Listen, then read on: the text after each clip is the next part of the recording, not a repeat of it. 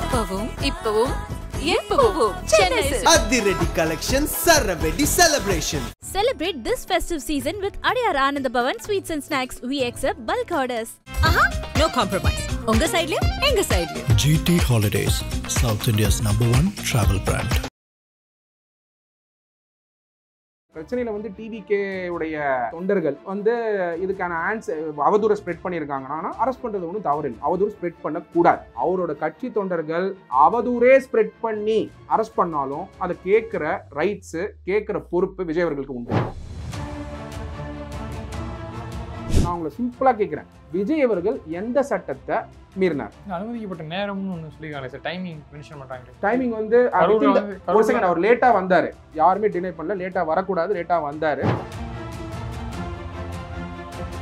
ஆர்கனைஸ்டா அன்ஆர்கனைஸ்டான அந்த வார்த்தைக்கு வந்துட்டீங்க. அப்போ உங்க மைண்ட் என்ன வருது? ஓ, இது வந்து ஆர்கனைஸ் கிரௌடா அன்ஆர்கனைஸ் கிரௌடா கேட்டிருப்பாங்களா மாட்டாங்களா? அதுக்கு பதில் யார் சொல்லியிருப்பா? டிவிகே தரப்புல இருந்து ஜெனரல் செக்ரட்டரி சொல்லியிருப்பாரு, ஏத்துக்கிட்டாங்க கவர்மெண்ட். இது ஆர்கனைஸ் கிரௌடா அன்ஆர்கனைஸ் கிரௌடா? இது அன்ஆர்கனைஸ்ட் கிரௌட் தான் சார். சரி, எவ்வளவு போலீஸ் இருக்கணும்? எங்க மீட்டிங் நடந்தாலுமே பார்த்துக்கிறதுக்கு அந்த வாலண்டியர் தான் இருக்கணும். அந்த வாலண்டியர்ஸ் தான் மூவ் பண்ணும். ஆம்புலன்ஸ் வந்ததுன்னா கிரௌட மூவ் பண்ணி அட்ஜஸ்ட் பண்ணி ஸ்ப்ரெட் பண்ணும். செய்ய முடியாதா? கவர்மெண்ட் பர்மிஷன் கொடுக்கணும்.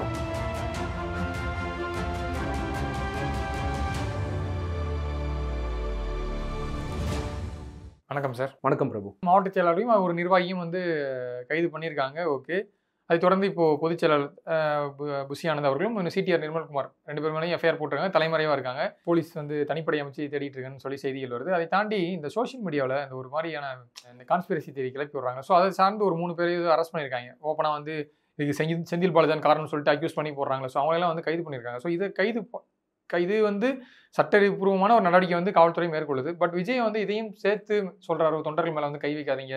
ஸோ அப்படியும் ஒரு அப்படின்னு ஒரு புரிதல் இருக்குல்ல சார்? ரெண்டு விஷயம் Prabhu. Good that the government of Tamil Nadu fact check எப்படி வந்து நிறுவனாங்களோ அதே மாதிரி சோஷியல் மீடியா மானிட்டர் பண்ணுறதுக்கு ஒரு அமைப்பு வச்சுருக்காங்க. போலீஸ் டிபார்ட்மெண்ட்லேயும் இருக்குது. Good, very much appreciated. இது I think central government home ministry வச்சுருக்காங்கன்னு நினைக்கிறேன். Very much appreciated. அது காரணம் என்னென்னா, இந்த மாதிரி அவதூறுகள் ஸ்ப்ரெட் பண்ணுறது, ஃபேக்சுவலாக பேசுறது வேற, எதுவுமே இல்லாமல் யாராவது வந்து செந்தில் பாலாஜி தான் காரணம், எல்லாமே செந்தில் பாலாஜி தான் செஞ்சான்னு சொன்னால் தவறு. நான் சொல்கிறது ஒன்று தான், விஜய் அவர்களுக்கும் அந்த மாதிரி மேலிஃபைட் இன்டென்ஷனும் இல்லை, செந்தில் பாலாஜி அவர்களுக்கும் அது மாதிரி நடக்கணுங்கிற மேலிஃபைட் இன்டென்ஷன் இருக்காது. யாராக இருந்தாலும் இருக்காது. ஒரு கட்சியில் இருக்கவங்களுக்கு அந்த மாதிரி ஒரு தாட் இருக்க வாய்ப்புகள் கம்மி. அதை பற்றி ஒருத்தர் விமர்சனம் பண்ணி போடுறாங்க, அவதூறு ஸ்ப்ரெட் பண்ணியிருக்காங்க அப்படின்னா ஆக்ஷன் எடுக்கிறது தவறு ஒன்றும் இல்லை, அந்த எந்த கட்சியாக இருந்தாலும். ஸோ இது வந்து இப்போ இந்த பிரச்சனையில் வந்து டிவிகே உடைய தொண்டர்கள் வந்து இதுக்கான அவதூறு ஸ்ப்ரெட் பண்ணியிருக்காங்கன்னா அரெஸ்ட் பண்ணுறது ஒன்றும் தவறு இல்லை. அவதூறு ஸ்ப்ரெட் பண்ணக்கூடாது. Fact should be fact. இப்போ நம்ம பேசுகிறோம் சிபிஐ வழக்கு மெட்ராஸ் ஹைகோர்ட்டில் இருக்கா இல்லையா? ரெண்டாவது, நீங்கள் ஏன் கிளாரிஃபை பண்ணுறீங்க? நீங்கள் போய் சிபிஐ வழக்கில் இம்ப்ளீட் பண்ணி இல்லை இன்டர்வியூன் பண்ணி நீங்கள் ஒரு பெட்டிஷன் போடுங்கன்னு சொல்கிறோம். போட முடியுமா? முடியாதா? முடியும். எது முடியுமோ, எது ஃபேக்டோ அதை பேசணும். நீங்கள் ஃபேக்ட் இல்லாததை அவதூறு ஸ்ப்ரெட் பண்ணால் கவர்மெண்ட் வந்து ஆக்ஷன் எடுக்கிறதுக்கான சாத்தியக்கூறுகள் இருக்குது. அதுவும் அவர் சொன்னாரா? அவதூறு ஸ்ப்ரெட் பண்ணுறவங்களெல்லாம் அரெஸ்ட் பண்ணுறாங்கன்னு சொன்னாரா? சொல்லலையே. அவரோட கட்சி தொண்டர்கள் அவதூறே ஸ்ப்ரெட் பண்ணி அரெஸ்ட் பண்ணாலும் அதை கேட்குற ரைட்ஸு கேட்குற பொறுப்பு விஜய் அவர்களுக்கு உண்டு. வருத்தப்பட தான் செய்வாங்க. ஒருத்தரோட தொண்டர் தவறே பண்ணி அரெஸ்ட் ஆனாலும் அவரோட தொண்டர், அவரோட fan turned member of the party, politicians. அதனால அப்படியே இல்லைங்க, வெரி சிம்பிள் பிரபு.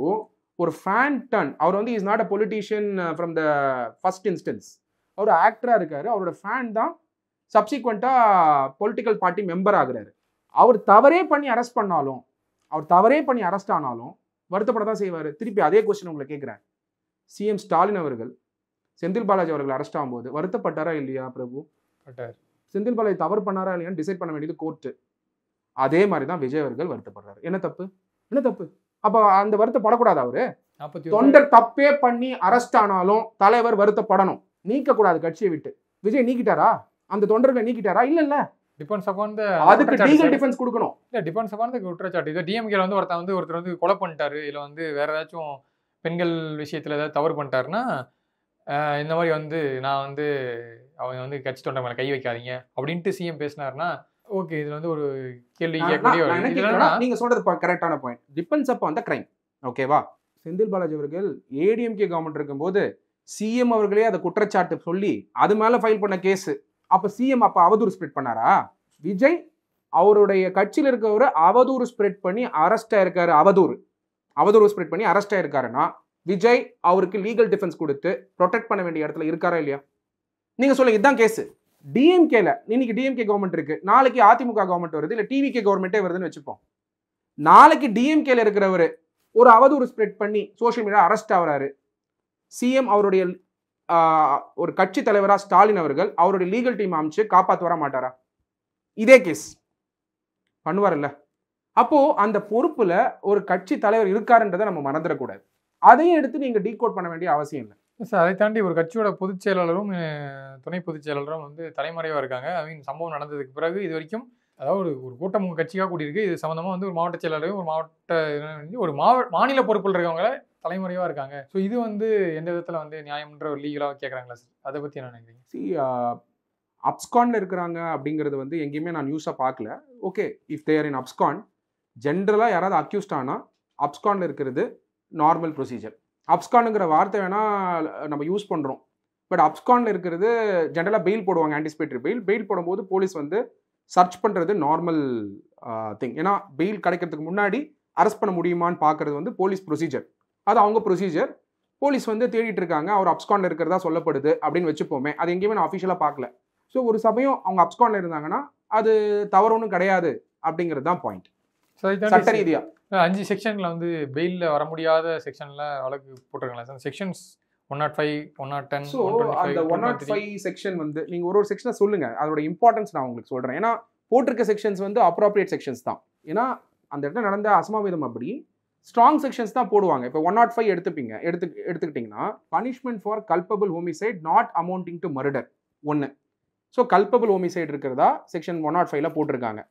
ரெண்டாவது செக்ஷன் கொலைக்கு சமமான ஒரு இல்ல, அது லீகல் பண்ண கொலை இல்லங்கிறதா அது point. Culpable homicide over commits culpable homicide not amounting to murder shall be punished with imprisonment for life or punishment of either description for a term which shall not be less than 5 years which may extend to 10 years அப்படின்னு சொல்லியிருக்காங்க. அந்த section போட்டிருக்காங்க. It is subject to trial. Point, it is subject to trial. Police எஃப்ஐஆர்ல போட்டிருக்காங்க. FIR is not final. அதையும் மக்கள் புரிஞ்சுக்கணும். FIR போட்டிருக்காங்க, அதுக்கப்புறம் சப்சிக்வெண்ட்டாக வந்து சார்ஜ் ஷீட் போடணும். சார்ஜ் ஷீட் போடும்போது செக்ஷன்ஸை ரிமூவ் பண்ணலாம், எவிடன்சஸ் எடுக்கணும், எவிடன்சஸை மார்க் பண்ணணும், அதுக்கப்புறம் கிராஸ் எக்ஸாமினேஷன் இருக்குது, அதுக்கப்புறம் ட்ரையல் இருக்குது. இது பல வருடங்கள் ஆகும். Point number 1. ரெண்டாவது செக்ஷன் சொல்லுங்க. 110 attempt to commit culpable homicide. So இது எல்லாமே கல்பபிள் ஹோமிசைடில் கொண்டு வர பார்க்குறாங்க. செக்ஷன் 110 அதை போட்டிருக்காங்க. அடுத்தது section 125. Section 125 act endangering life or personal safety of others. இந்த செக்ஷன் போட்டிருக்காங்க. அதுக்கப்புறம் ஒரு section Tamil Nadu public property damages act ஒன்று போட்டிருக்காங்க. இன்ஃபேக்ட் பிரபு, இந்த மேட்ரு வந்து டிவிகே வந்து கண்டிஷன்ஸை வந்து கவர்மெண்ட் ஆஃப் தமிழ்நாடு போட்டிருந்தாங்க. இது ரொம்ப இம்பார்ட்டண்ட். இந்த கண்டிஷன்ஸ் போடும்பொழுது டிவிகே என்ன பண்ணுறாங்க, ஆகஸ்ட் மாதம் எண்டில் மெட்ராஸ் ஹைகோர்ட்டில் ஒரு பெட்டிஷன் போடுறாங்க. மெட்ராஸ் ஹைகோர்ட்டில் அந்த பெட்டிஷன் வந்தது. ஆகஸ்ட் மாதம் வந்த உடனேயே நோட்டீஸ் கொடுக்குறாங்க மெட்ராஸ் ஹைகோர்ட்டில். நோட்டீஸ் கொடுக்கும்போது டிவிகேக்கு கண்டிஷன்ஸ் எடுங்கன்னு நோட்டீஸ் கொடுக்கல, ஸ்டேவும் கொடுக்கல. என்ன கொடுத்துருந்தாங்கன்னா, இந்த மேட்ரு வந்து போன வாரம் வந்திருந்தது, செப்டம்பர், அதாவது ஆயுத பூஜை லீவுக்கு முன்னாடி வந்திருந்தது. தஸ்டே போன வாரம் இதே டைமில் வந்திருந்தது. இந்த மேட்ரு வந்து வரும்பொழுது அந்த பெட்டிஷன் வந்து நிலுவையில் இருக்குது. எங்கள் மெட்ராஸ் ஹைகோர்ட்டு நிலுவையில் இருக்கும்போது இந்த மேட்ரு வரும்பொழுது கவர்மெண்ட் சைடில், போலீஸ் டிபார்ட்மெண்ட் சைடில் வழக்கறிஞர் அப்பியர் ஆகிறாங்க. அவங்க வந்து என்ன சொல்கிறாங்கன்னா, இந்த மாதிரி வந்து கைட்லைன்ஸ் வந்து ஃப்ரேம் பண்ணுறதுக்கு எந்த சட்டத்துக்கு கீழே ஃப்ரேம் பண்ணணும்னு தெரியல, எங்கே வந்து பணத்தை கட்டணும். Tamil Nadu public property damages act கீழே பொலிட்டிஷியன்ஸ் வந்து கேம்பெயின் நடத்தினா முன்கூட்டியே டெபாசிட் பண்ணிட்டு கேம்பெயின் நடத்துங்க அப்படிங்கிற மாதிரியான ஒரு வாதம் நடக்கும்போது எங்கே கட்டணும்னு தெரியல, இதுக்கான சட்டம் இல்லைன்னு சொல்கிறாங்க. இது வந்து நம்ம என்ன புரிஞ்சுக்கணும்னா, நீங்கள் சொல்லுங்கள், நான் உங்களை சிம்பிளாக கேட்குறேன், விஜய் அவர்கள் எந்த சட்டத்தை மீறினார்? அனுமதிக்கப்பட்ட நேரம்னு ஒன்று சொல்லியிருக்காங்க சார். டைமிங் மென்ஷன் பண்ணுறாங்களே. டைமிங் வந்து அவர் லேட்டாக வந்தார், யாருமே டினை பண்ணல. லேட்டாக வரக்கூடாது, லேட்டாக வந்தார். லேட்டாக வரதுக்கு என்ன காரணங்கள்னா அவர் கிளாரிஃபை பண்ண வேண்டிய இடத்துல இருக்கு, கிளாரிஃபை பண்ணுவார். Let him two. பட் நம்ம அதை டீகோட் பண்ண வேண்டிய அவசியம் இல்லை. நெய்தர் செந்தில் பாலாஜி லேட்டுன்னு சொல்ல வேண்டிய அவசியம் இல்லை. ஆர் யூ ஷுர் தட் அவர் லேட்டாக வந்தது அவராக முடிவெடுத்து வந்தாரா, இல்லை வேற ஏதாவது காரணங்கள் உண்டா? தெரியுமா? நம்மளுக்கு தெரியாது, நம்ம கமெண்ட் பண்ணக்கூடாது. அதான் அவதூறு. We have to wait and watch அவர் என்ன ரெஸ்பான்ஸ் கொடுக்குறாரு. எந்த சட்டமும் எலெக்ஷன் கேம்பெயின் க்ரௌடுக்குன்னு கிடையாது.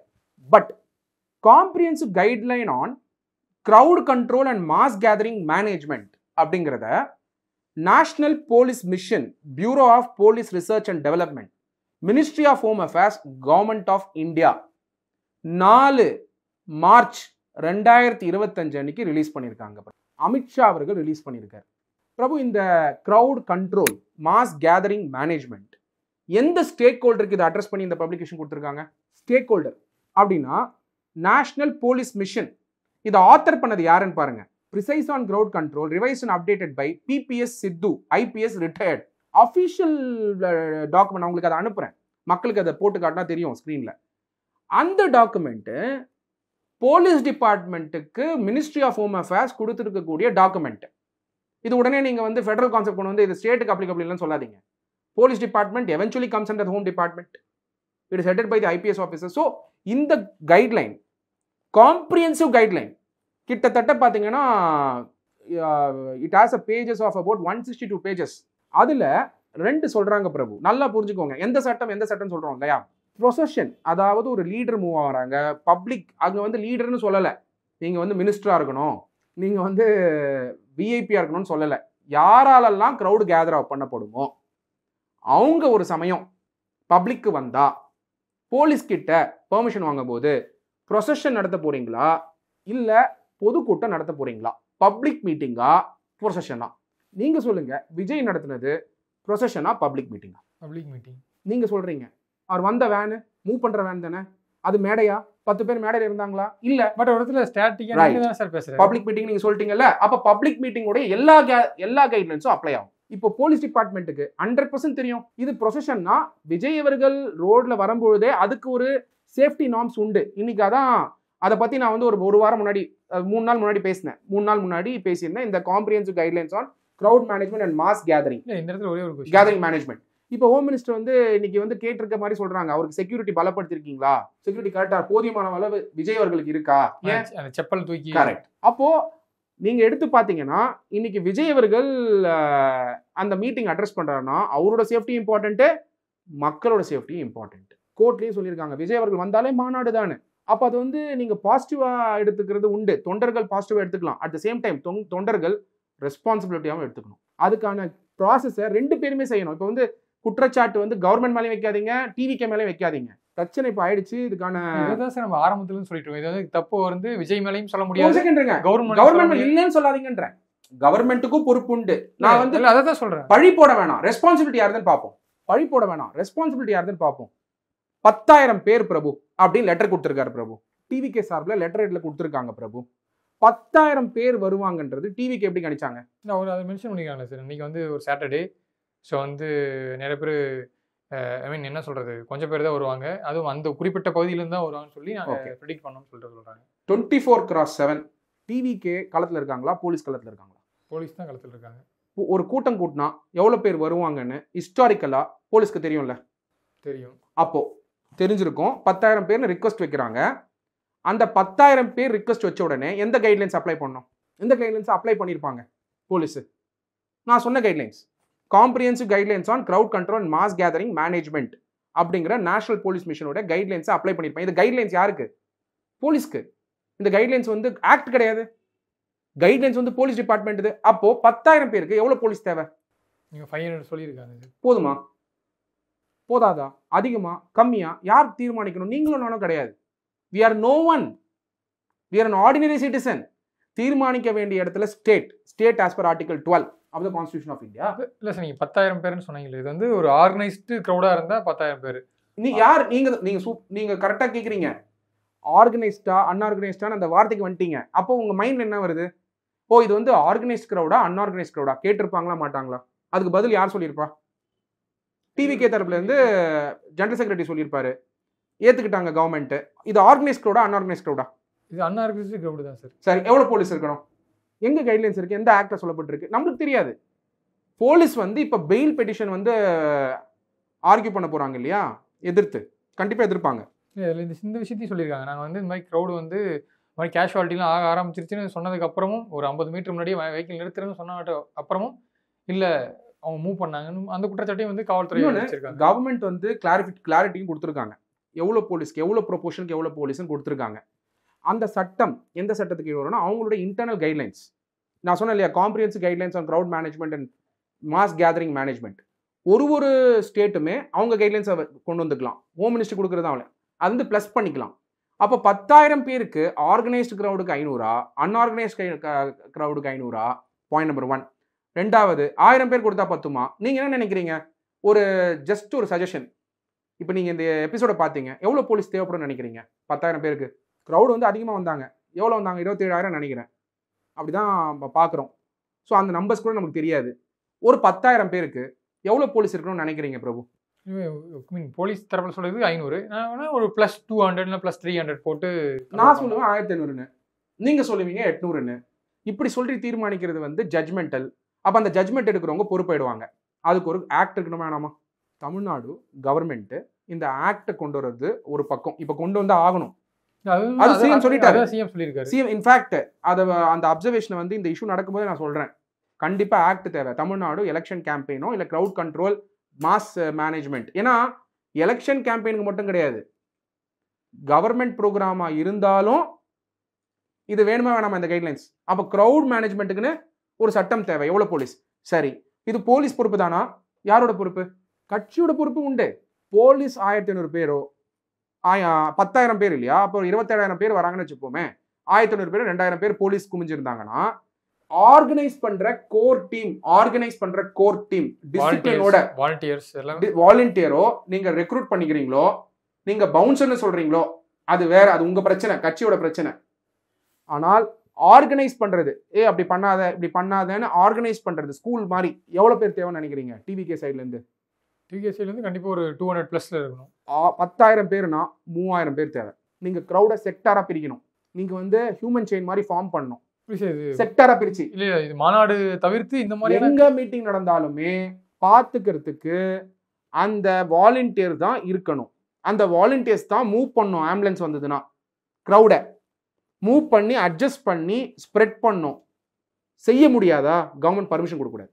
நான் ஒரே ஒரு கேள்வி தான் கேட்குறேன். விஜய்க்கு மீட்டிங் நடத்தாம கூட பேன் பண்ணிருக்கலாமே, ஏன் பேன் பண்ணல? விஜய் சப்சிக்வெண்டா கோர்ட்டுக்கு போட்டோம், நீங்க ஏன் பேன் பண்ணல?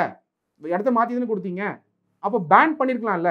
அப்படி அந்த கேள்வியும் எழுது. ஸோ 10,000 பேருக்கு மினிமம் 30% வாலண்டியர்ஸ் வேணும். நீங்க இதை கத்துக்கணும்னா 2 ஆர்கனைசேஷன் கத்துக்கலாம். ஒன்னு RSS, 100 வருடங்களா RSS இருக்காங்க, நேற்று வந்து கொண்டாடி இருக்காங்க 1925. இன்னொரு ஆர்கனைசேஷன் ஜஸ்டிஸ் பார்ட்டி, அதுதான் DMK. ஏன் நான் வந்து குறிப்பிடுறேன், பெருமைக்காக சொல்லலை. அவங்க பண்ணக்கூடியதுல பல விமர்சனங்கள் உண்டு. நீங்க RSS மேல சொல்வீங்க, நம்ம RSS மேல சொல்லலாம், DMK மேல சொல்லலாம், அது வேற.